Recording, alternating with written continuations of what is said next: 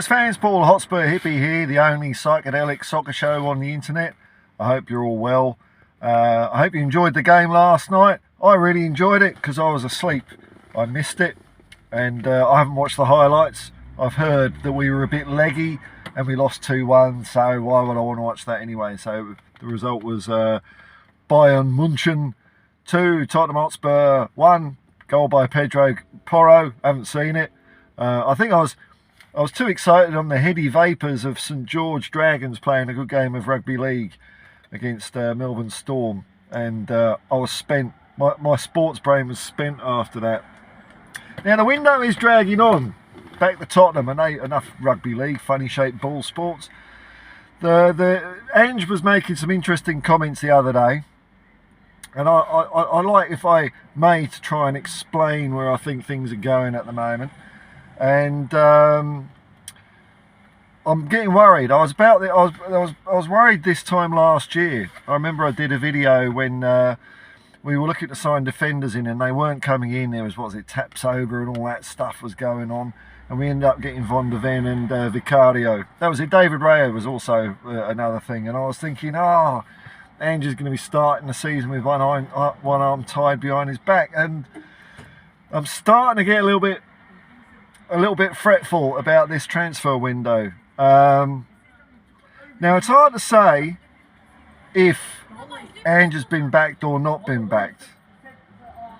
I would say that, like, when a manager talks to the owners or whatever, I'm assuming that they're given, like, right, we're going to give you X million pounds in this transfer window, and we'll try and get the players you want. If that's agreed and then the club does that, I don't think there's a problem. Now, you know, us as fans might say, tight-ass buggers building hotels, why don't you put more money into the football team? Yeah, I get that. But so long as Ange is getting what was agreed with him, then I think we can be all right. The only worry I have is if he's been promised one thing, then they go back on that. So I'm not expecting, like, you know, another £200 million to be spent or something like that, but I'm expecting something to be spent, because it's no secret, we all know it, we all need a striker, a decent one. That was our problem last year. We had a Harry Kane shaped hole up front. I don't know if Harry Kane was the right man for the team. No, probably was. But we did see him in England in the Euros dropping back into midfield, which he was doing for Spurs a fair bit. And I'm not sure we need that kind of player at the moment. So Andrew was saying that he's looking for a specific type of striker. This was in conversation apparently with Ali Gold, or maybe it was a load of journos, I don't know. A specific type of striker.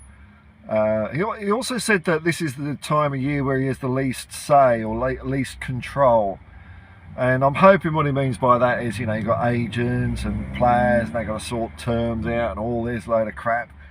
There's loads of snouts in the trough of football these days that have all got to take their, you know, their jam on their bread before they're happy. In fact, they're never happy, are they? They just keep taking and taking and taking. He mentioned that at Celtic he had Kyogo Furuhashi, who was brilliant for them. So that kind of player is what we want. And I don't know, is it too early to be getting a little nervous? I saw an article, but I mean, articles don't mean anything, that we are up for Ivan Toney, but it's just crossing the I's and dotting the T's and all that. Unfortunately, I thought me buying a new USB lead and plugging that in would definitely ensure Tottenham would sign a striker. My alternatives were either it causes us to sign a striker, or it's the end of life as we know it in the universe, or some third alternative that we don't know. So obviously it's the third alternative, which is a bit of a letdown, isn't it? I'd rather have a striker. Don't want universe to end or anything like that, but a striker would be nice. I'm just hoping that Tottenham Hotspur pull their fingers out and start doing something pretty soon, because we want to, we want to get players in before the first game of the season. I mean, it's not the end of the world if you do get the right player. But we're wasting time a little bit. Spurs, what's going on? I think, look, if Ange gets really mucked around, which I'm not sure he has been, it's teleport I've ever had to do.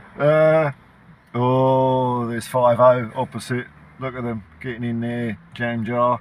They'll put the woo-woos on a minute just to get that spare parking spot at McDonald's so they can have some fatty snacks. Yeah, so I don't know. I don't think Ange has been mucked around yet, but who's to know what's going on behind closed doors? He seemed quite relaxed and, with it in the press conferences. Doesn't seem to be exhibiting any signs of like agitation or melancholia or even outright like Antonio Conte was doing. Well, it was a big meaty teleport. Yeah, so I don't know if Ange is being mucked around. It could be that he wants something very specific. So just because a striker's out on the market or there's people sniffing around for the likes of Tony or Solanke or whoever, maybe that's not the player that Ange wants. I'm trying to look at the bright side of things as usual. It wouldn't be unusual for this club to be close to getting to the next level of things and then to completely drop the ball. That usually has been, though, through really bad recruitment. It's not that we haven't spent money, it's just that we've been going down the docks and dropping our DAX, if you know what I mean. I don't think that's happened so far this window. I think we've done all right, but we need that final piece in the puzzle. Without a striker, I think we're going to be better than we were last year. So for all you top four freaks, I think that's okay. But I think if we had a striker, the right one for what Ange wants, I really think we could be challenging for the league. I think that's the thing that's stopping us. I think we've got our defence in good order.